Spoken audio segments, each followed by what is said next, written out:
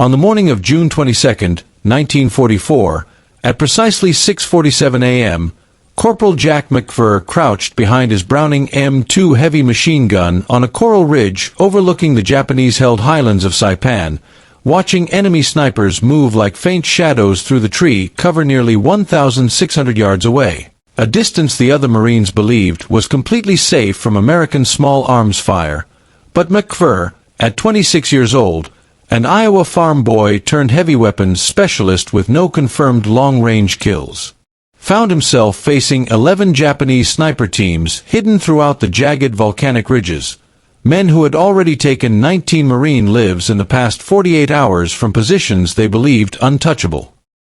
His commanding officer had positioned the 84-pound M2 for standard area suppression, and every platoon leader watching assumed the heavy gun would simply spray bursts into distant tree lanes like every other machine gun in the Pacific, because from the very first day McKver trained with a Browning at Camp Pendleton, the instructors drilled into him that the M2 was built to stop trucks, disable aircraft, and rip through bunkers, not pick off individual soldiers concealed in jungle canopy.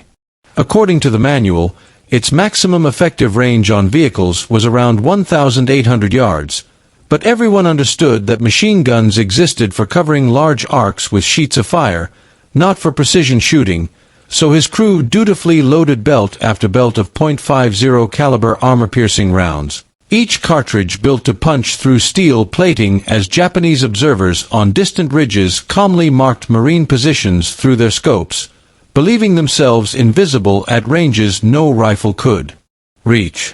They had held those ridgelines for weeks, watching Americans advance below them like insects, secure in the belief that 1,600 yards of jungle-broken terrain made them immune to anything short of artillery. Snipers moved with casual arrogance, stepping briefly into cave mouths, shifting positions between boulders, sometimes even lighting cigarettes in clear daylight, because every military manual in existence stated that machine guns could not hit individual point targets at that distance. But then McKver did something no one expected. He stopped firing in bursts and started aiming as though the massive Browning were a single-shot hunting rifle. The heat on Saipan that morning felt like breathing through wet canvas, and sweat dripped from his forehead as he adjusted the traverse and elevation mechanism on the tripod-mounted M2 positioned behind a wall of sandbags and coral slabs. The gun's long barrel aimed directly at a ridge 1,600 yards northwest, the same ridge where Japanese snipers had been picking Marines off for 3 straight days, and though he had sat behind this weapon since dawn, watching tiny flickers of muzzle flashes from cave mouths and treetops, he knew his job, according to doctrine, was simply to hose the hillside whenever the enemy opened fire.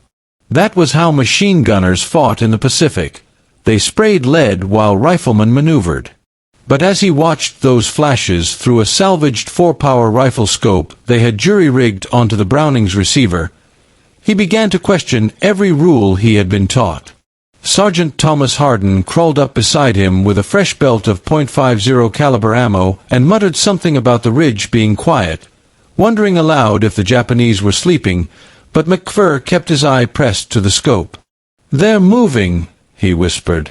"Third cave from the left. Someone with a rifle." Harden checked the handmade range card. 1,600 yards. Might as well be the moon. But distance didn't discourage McKver. He had grown up hunting deer across Iowa cornfields, and he understood ballistics in a way the manuals didn't emphasize. The .50 caliber BMG round left the barrel at nearly 2,900 feet per second. At 1,600 yards it would drop around 8 feet and take almost 2 seconds to reach the target. He had worked out the numbers on the back of a cigarette pack using the same calculations he'd used for deer, windage, bullet drop, time of flight, except these deer shot back. When a Japanese soldier casually stepped from the third cave carrying a Type 99 Arisaka rifle with a scope, acting as though American fire could never touch him, and settled behind a fallen log overlooking the Marines' perimeter, McKver knew instantly this was the same sniper who had killed Corporal Rodriguez 2 days earlier and Private Johnson the previous morning. The man operated with chilling patience, firing once or twice, then disappearing, and the Marines were helpless at that range. "Tom," McKver whispered, "load me a belt with a tracer every 5th round." Hardin hesitated, expecting suppression fire, but McKver only said, "I'm going to try something." He adjusted the elevation, dialed in 8 feet of holdover, set the traverse stops, and steadied his breathing. Through the scope, the Japanese sniper was just settling into position, relaxed and confident, unaware that the rules of the battlefield were about to change. McKver exhaled halfway and squeezed the trigger. The M2 cracked once. A single tracer streaked across the humid air, arcing exactly as he had predicted. It struck the log inches from the sniper, blasting splinters everywhere. The Japanese soldier froze in total disbelief, stunned that anything had reached him, then scrambled into the cave. Hardin stared at McKver. "Jesus, Mac. You almost got him." "Almost," McKver said, already recalculating. Within an hour, word spread across Marine lines. Someone was trying to snipe with a .50 cal machine gun.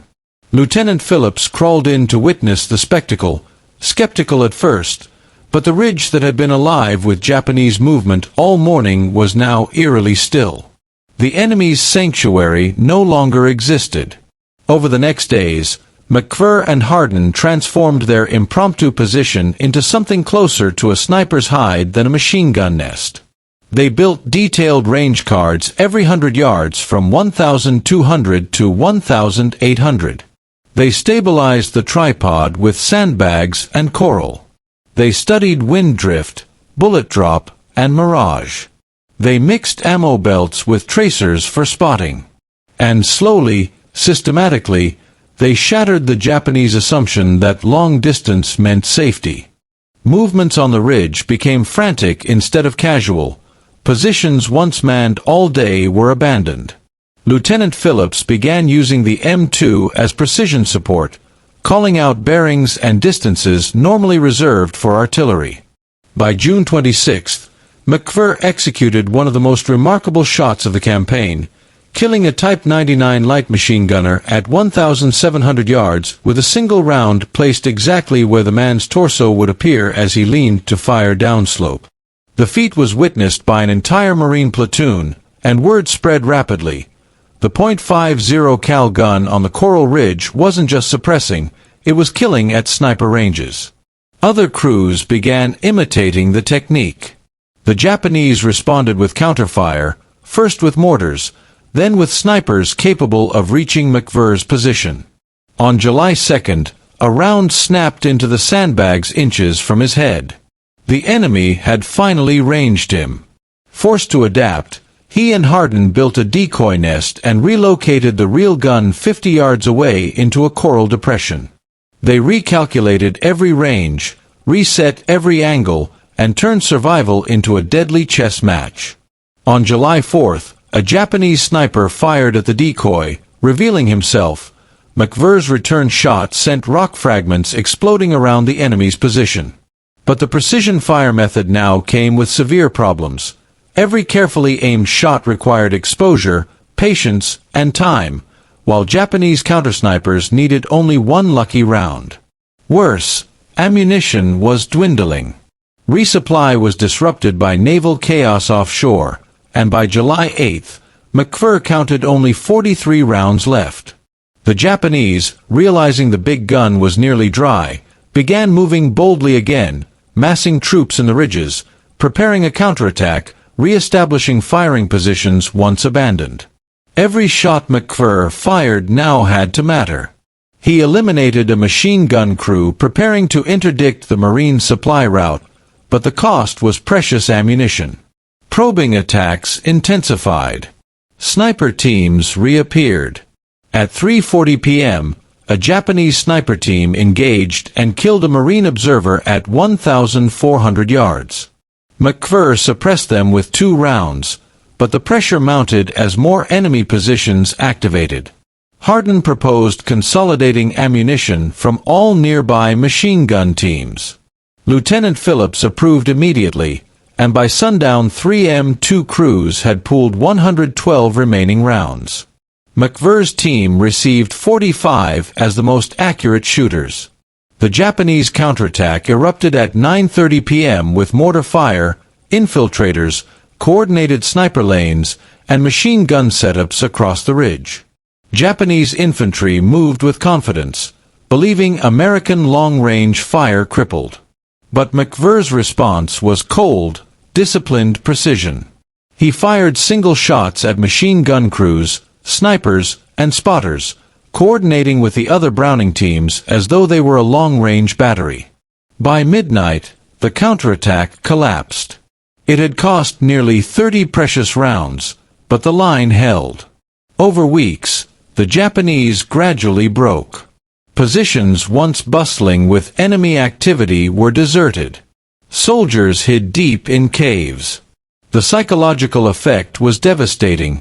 Nowhere on the ridge felt safe. On July 15th, white flags emerged from caves.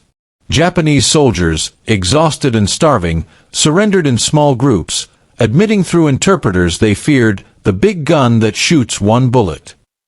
Marine patrols later found impact sites from .50 cal rounds that had shattered rock faces, penetrated timber, and left unmistakable craters inside firing slits.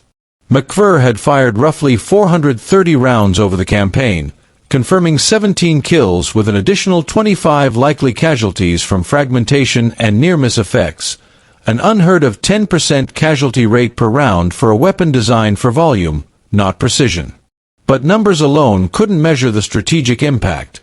An entire battalion's movement patterns, defensive positions, and morale collapsed because a single machine gun crew refused to accept doctrinal limits.